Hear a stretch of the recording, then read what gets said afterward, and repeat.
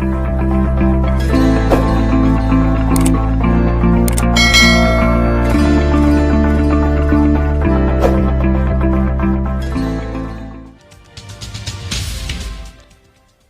stadion olahraga di Dompak harus memiliki ciri khas Kepulauan Riau.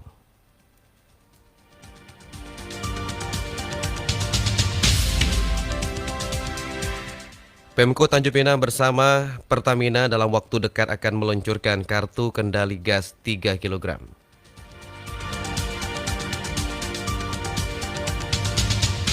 Inilah warta berita selengkapnya hari ini Jumat 28 Agustus 2020 bersama saya Ardian Huta Barat.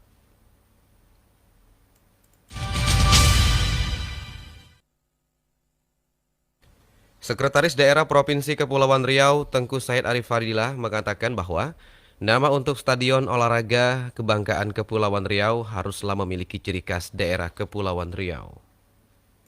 Di hari ulang tahun Provinsi Kepulauan Riau ke-18 tahun pada 24 September mendatang harus menjadi hari yang spesial bagi masyarakat Kepri. Agar di hari tersebut dapat dikenal direncanakan stadion olahraga yang berada di pusat pemerintahan Kepulauan Riau di Pulau Dompak akan diresmikan. Seperti dikutip dari Harian Batam Pos, Kepala Bidang Sarana dan Prasarana Dispora Provinsi Kepulauan Riau, Bambang Swastio mengatakan bahwa pemerintah Provinsi Kepulauan Riau melalui Dispora Provinsi Kepri sudah melayangkan surat undangan ke Menteri Pemuda dan Olahraga Zainuddin Amali untuk turut hadir pada kegiatan peresmian tersebut. Terkait masalah nama, pihaknya menyerahkan kepada Lembaga Adat Melayu. Sebelumnya juga Sekretaris Daerah Provinsi Kepulauan Riau Tengku Said Arif Fadilah mengatakan bahwa pemilihan nama tentunya harus melihat latar belakang atau sejarah sampai figur olahraga di Provinsi Kepulauan Riau yang layak untuk disematkan sebagai nama stadion. Punya sejarah tersendiri untuk Kepulauan Riau, pahlawan Melayu.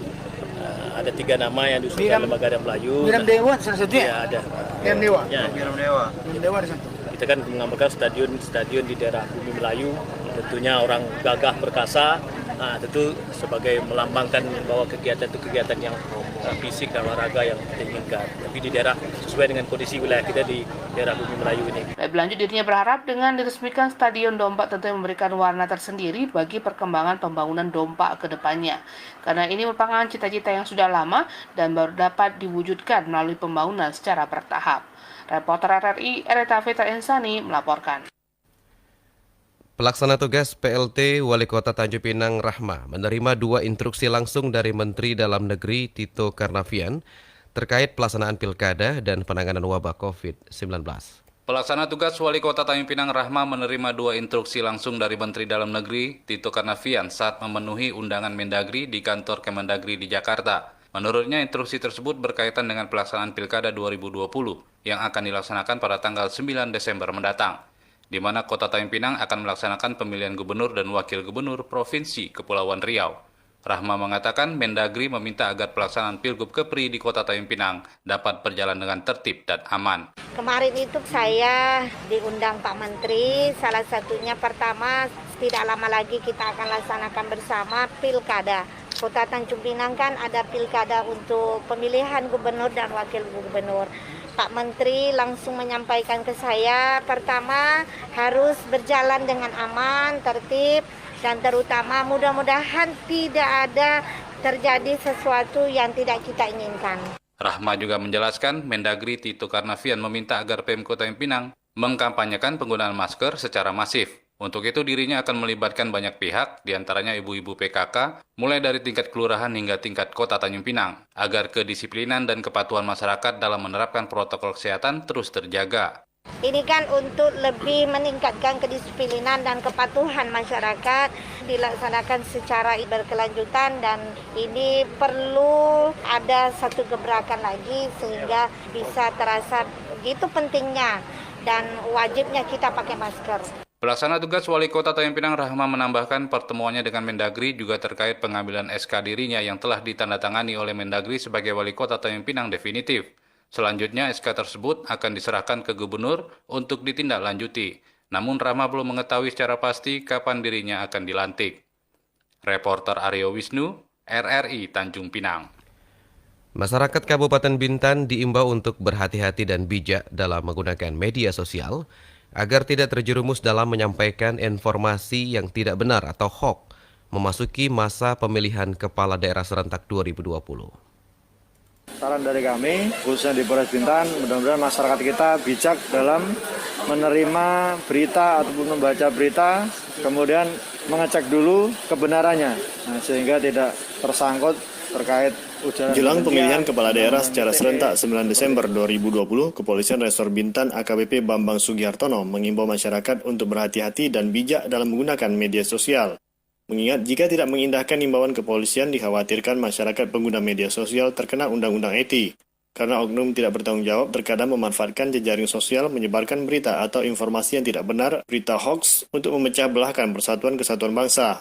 Karena jangan sampai nanti dengan mudahnya jari kita men-share berita yang belum tentu kebenarannya, kemudian ada Undang-Undang ITE di sana yang harus dilaksanakan. Sehingga saran dari kami, khususnya di Polres Bintan, mudah-mudahan masyarakat kita bijak dalam menerima berita ataupun membaca berita, kemudian mengecek dulu kebenarannya, sehingga tidak tersangkut terkait ujaran kebencian, Undang-Undang ITE, seperti itu.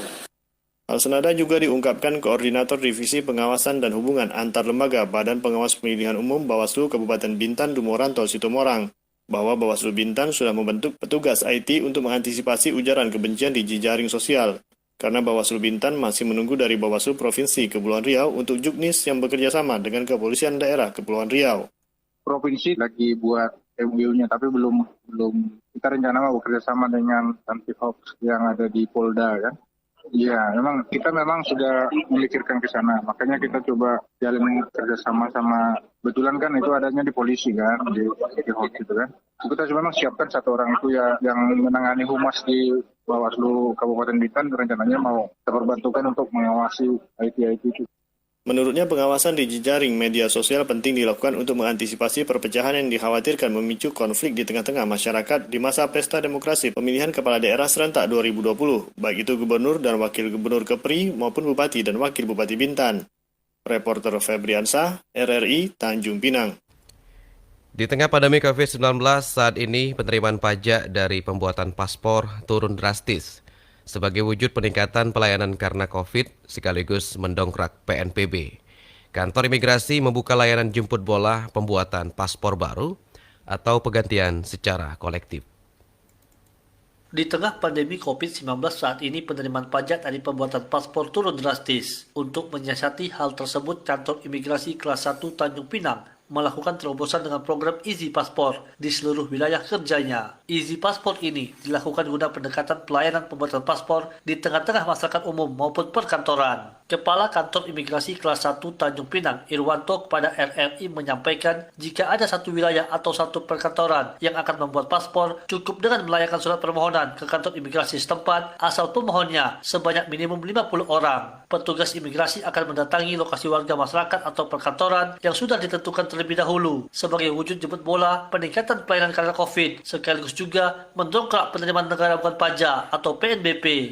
Easy Paspor ini diluncurkan untuk kita menjemput bola ya. Jadi Easy Paspor ini kita tujukan untuk ke kantor-kantor pemerintah, swasta ya. Kuartalnya itu kita buka 50 lah. Jadi nanti dari kantor-kantor itu Easy Paspor ini membuat surat ke kita. Tapi tetap pelayanan di kantor tetap ada kita. Jadi di samping pelayanan kantor imigrasi seperti biasa, pembuatan paspor ya, menggunakan online apa semuanya, apapun. Tapi kita meluncurkan juga Easy Paspor ini. Nah, dan Easy Paspor ini seperti paspor hilang tidak bisa. Yang belum pernah membuat paspor sama penggantian paspor itu kita layani. Irwanto memastikan layanan Easy Paspor ini tidak dikenakan biaya tambahan. Artinya, pemohon hanya membayar sesuai dengan tarif pembuatan paspor. Menurut laman resmi Direktorat Jenderal Imigrasi, biaya pembuatan paspor biasa 48 halaman sebesar Rp350.000. Sementara tarif pembuatan paspor elektronik 48 halaman sebesar Rp650.000. Irwanto menjelaskan, untuk paspor elektronik saat ini belum tersedia di kantor imigrasi Tanjung Pinang dan masih dalam pengajuan ke Direktorat Jenderal Imigrasi. Persyaratannya sama, semua sama, hanya perlakuannya saja. Mereka tidak ke kantor, tapi kami yang ke tempat mereka untuk foto mobile. Fotonya di tempat, wawancaranya di situ. Perintahnya, Bapak udah punya paspor? Nah, ya udah langsung, nggak ada masalah. Prosesnya selesai paspor itu dipoto di instansi itu, di tempat itu, kita bawa ke kantor. Prosesnya di kantor, karena mesin cetaknya kan di kantor, nggak mungkin kami bawa semua. Mesin cetak keluarannya foto, pemotoan. Nanti pembayarannya juga mereka bayar di bank masing-masing. Nah, bukti pembayaran itu nanti kita cetak dan perwakilan mereka datang ke kantor untuk mengambilkan paspor di kantor. Udah. Irwanto menambahkan, selain melakukan pelayanan, kantor imigrasi juga melakukan penegakan hukum. Salah satu unsurnya yaitu pemantauan serta pengawasan terhadap kegiatan dan keberadaan orang asing di wilayah Tanjung Pinang sesuai Undang-Undang tentang Keimigrasian. Reporter Rizpan Badrian, RRI Tanjung Pinang. Dalam rangka memutus mata rantai penyebaran COVID-19, Puskesmas Sungaijan melakukan pemantauan penerapan perilaku hidup bersih dan sehat dan adaptasi kebiasaan baru di instansi perkantoran di wilayah kerja Puskesmas Sungaijan. Puskesmas Sungaijan melakukan kegiatan pemantauan penerapan perilaku hidup bersih dan sehat atau PHBS dan adaptasi kebiasaan baru di instansi perkantoran di wilayah kerja Puskesmas Sungaijan. Bagian promosi kesehatan Puskesmas Sungaijan, Mareta Hasian, SKM mengatakan, kegiatan tersebut bertujuan untuk memantau perilaku hidup bersih dan sehat serta memutus mata rantai penyebaran COVID-19 di lingkungan perkantoran. Dijelaskannya, kegiatan tersebut dilaksanakan dari tanggal 26 Agustus hingga 28 Agustus 2020. Untuk bulan Agustus, ada 6 perkantoran yang berada di wilayah Puskesmas Sungaijan yang dilakukan pemantauan. Dinas Lingkungan Hidup Kabupaten Bintan, Kantor Wilayah BPN Provinsi Kepulauan Riau, Kantor RRI Tanjung Pinang, Badan Pengkajian Teknologi Pertanian Provinsi Kepri, Bulog Tanjung Pinang, dan Kantor Pelni Cabang Tanjung Pinang. Kita ketahui kan diterbitkan peraturan wali kota tentang perilaku hidup baru. Nah, jadi ada beberapa indikator yang kita pantau, ada beberapa poin. Kalau untuk PHBS-nya biasanya nggak beda jauh dengan adaptasi kebiasaan normalnya. Ada pemantauan sarana cuci tangan dan sabunnya, kebersihan toiletnya, kebersihan lingkungan sekitar kantor. Terus juga ada ketersediaan tempat sampah. Apakah ada larangan dilarang merokok di setiap kantor? Itu juga sebenarnya harus ada. Itu merupakan indikator PHBS di perkantoran. Ada nggak dia larangan untuk tidak menggunakan nafza atau larangan tidak meludah di sembarang tempat. Terus pemantauan jentik dilakukan nggak di perkantoran? Itu kan harus dilakukan minimal seminggu sekali. Mareta Hasian menambahkan untuk kebiasaan hidup baru, protokol kesehatannya yang dipantau oleh timnya, ada tidaknya sarana prasarana cuci tangan dan kebiasaan cuci tangan oleh pegawai, atau jika tidak ada sarana cuci tangan, memakai hand sanitizer. Ada tidaknya pengukuran suhu tubuh bagi pegawai dan pengunjung yang masuk ke kantor, dan pemakaian masker oleh pegawai dan pengunjung. Lebih lanjut dikatakannya, dalam perwako adaptasi kebiasaan baru, ada satu poin yang mengharuskan setiap kantor untuk memiliki satu ruang isolasi sementara. Hal tersebut bertujuan jika ada pegawai atau pengunjung yang datang di tengah pekerjaannya merasa demam atau gejala lainnya, ditempatkan di ruangan tersebut sebagai ruang tunggu untuk memisahkan dengan pegawai yang lainnya. Vidyawati, kontributor RRI Tanjung Pinang melaporkan. Kepala Kepolisian Resort Bintan AKBP Bambang Sugihartono membenarkan terdapat 3 orang warga negara Indonesia memiliki KTP Kabupaten Bintan, Kepulauan Riau, diamankan di Malaysia karena melakukan dugaan penyeludupan burung murai. Namun, salah satu di antara mereka dinyatakan meninggal dunia merupakan warga Tanjung Uban, Kecamatan Bintan Utara, karena tertembak oleh APMM, sedangkan 2 orang lagi masih ditahan. Terhadap informasi adanya warga kita yang diamankan di Malaysia, informasi yang masuk ada 1 warga dari Bintan Utara yang meninggal yang dilakukan oleh pihak yang berwajib di sana. Nah, 2 informasinya dari warga Batam, salah satunya Batam. Saat ini sudah koordinasi dengan Dubes ya, pihak orang keluarga juga menunggu penanganan dari sana. Isak tangis perwakilan keluarga mewarnai penyambutan jenazah almarhum Firman Bahtiar Amin yang meninggal diduga tertembak oleh Agensi Penguatkuasaan Maritim Malaysia APMM tiba di Pelabuhan Bulang Linggi, Tanjung Uban, Kecamatan Bintan Utara, Bintan pada Kamis siang kemarin. Jenazah korban sempat tertahan karena masih dalam proses administrasi pemulangan dari Malaysia, sehingga baru diberangkatkan dari pelabuhan Johor Bahru, Malaysia kemarin. Pemerintah Kota Tanjung Pinang bersama Pertamina dalam waktu dekat akan meluncurkan kartu kendali gas 3 kg bersubsidi untuk mengatasi kelangkaan serta pendistribusian yang tepat sasaran. Dinas Perdagangan dan Perindustrian Kota Tanjung Pinang tidak lama lagi akan mengeluarkan kartu kendali bagi pengguna gas LPG 3 kg bersubsidi. Langkah ini dilakukan agar pendistribusian gas LPG bisa tepat sasaran.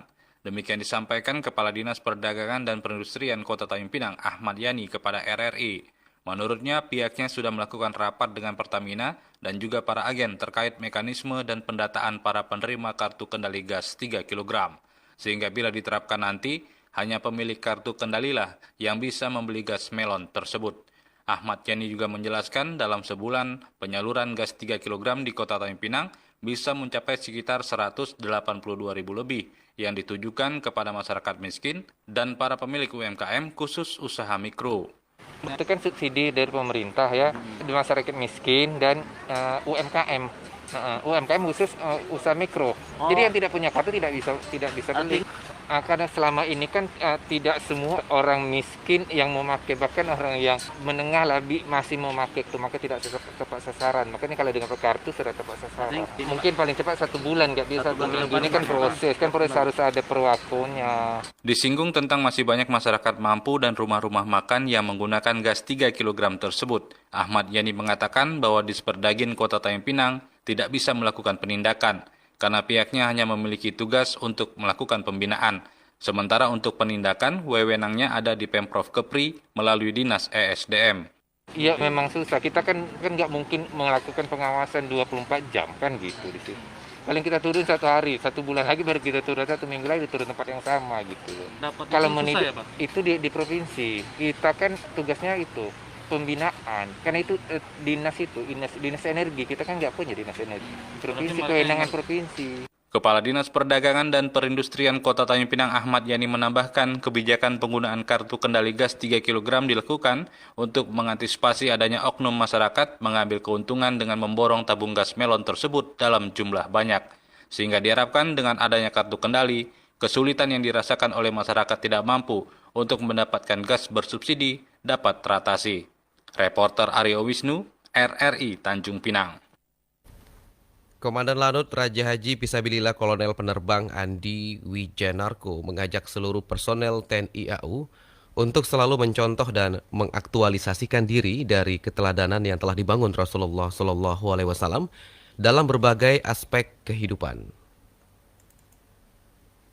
Personil Pangkalan TNI AU Raja Haji Fisabilillah mengikuti acara peringatan Tahun Baru Islam 1442 Hijriah tahun 2020. Peringatan Tahun Baru Islam kali ini mengambil tema dengan semangat Tahun Baru Islam, tingkatkan sinergitas TNI bersama seluruh komponen bangsa menuju tatanan kehidupan baru yang dilaksanakan dengan mematuhi protokol kesehatan yang ditetapkan pemerintah, yaitu dengan membatasi peserta, mengatur jarak aman, dan menggunakan masker. Komandan Pangkalan TNI AU Raja Haji Fisabilillah Tanjung Pinang Kolonel Penerbang Andi Wijanarko dalam sambutannya mengatakan bahwa peringatan Tahun Baru Islam hakikatnya merupakan salah satu bentuk rasa syukur terhadap keberhasilan Nabi besar Muhammad SAW dalam misi mengemban dakwah untuk memperjuangkan dan menegakkan ajaran Islam. Peringatan ini juga merupakan salah satu wahana untuk lebih dapat memahami dan menghayati maknanya bagi kehidupan di masa kini maupun di masa yang akan datang, baik selaku insan hamba Allah maupun selaku insan sosial. Apa-apa sudah diperjuangkan oleh Nabi besar kita Muhammad SAW, dan kita dengan hijrah ini bisa mengambil satu pelajaran, di mana dengan adanya perubahan yang telah dilaksanakan oleh beliau, kita sudah bisa menikmati kehidupan yang penuh tatanan sampai dengan saat ini. Memang tantangannya sangat berat pada waktu awal-awal beliau melaksanakan kegiatan dakwah penyebaran agama Islam sampai terusir dari tanah Mekah sehingga melaksanakan hijrah ke Madinah. Dari situlah tahun hijrah dimulai. Adapun makna dari peringatan tahun baru hijrah tahun ini adalah dengan semangat tahun baru Islam 1442 Hijriah, kita tingkatkan sinergitas TNI bersama seluruh komponen bangsa menuju tatanan kehidupan yang baru.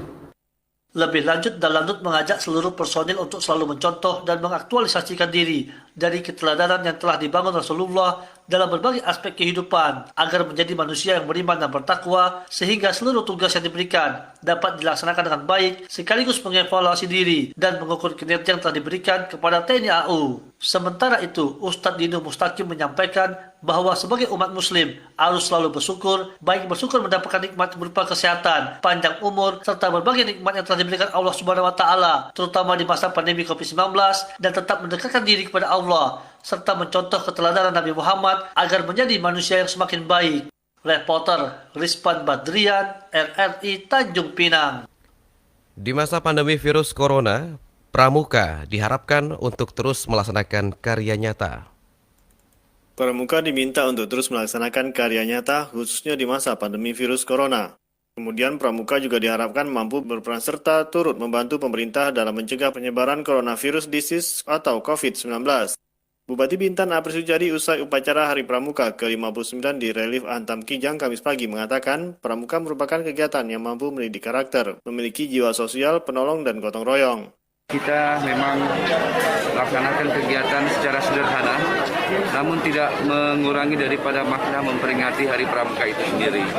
Dan kami sangat memberikan apresiasi kepada adik-adik Pramuka, bahwa Pramuka, keberadaan Pramuka, baik itu di sosial kemasyarakatan maupun dalam rangka mencetak kader-kader yang tangguh sesuai dengan dasar Dharma Pramuka, saya pikir ini sangat luar biasa. Tentunya kami atas nama pemerintah daerah sangat mendorong banyak bibit-bibit unggul dari Pramuka. Tentunya kita memberikan apresiasi dan terus bergerak dan berjuang untuk masyarakat Kabupaten Bintan dalam situasi COVID-19 sekarang ini.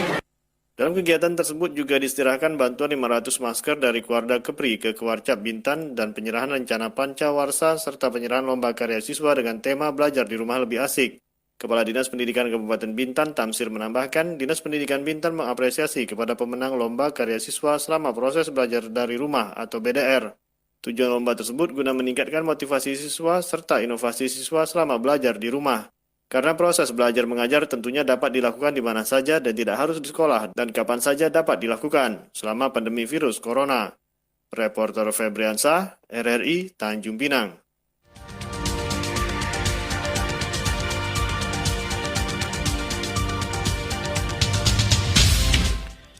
Pendengar, sebelum kami akhiri warta berita daerah pagi ini, kami sampaikan pokok-pokok berita.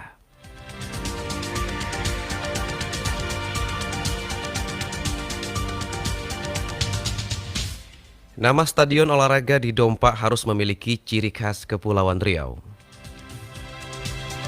Pemko Tanjung Pinang bersama Pertamina dalam waktu dekat akan meluncurkan kartu kendali gas 3 kg. Demikian rangkaian informasi yang kami kemas dalam warta berita daerah pagi ini. Mewakili kerabat kerja yang bertugas pagi ini, saya Ardian Huta Barat mengucapkan terima kasih atas perhatiannya. Selamat pagi, sampai jumpa. Radio Republic of Indonesia. Pro 1 RRI Tanjung Pinang, Radio Tanggap Bencana COVID-19. Indonesia, tatanan kehidupan baru.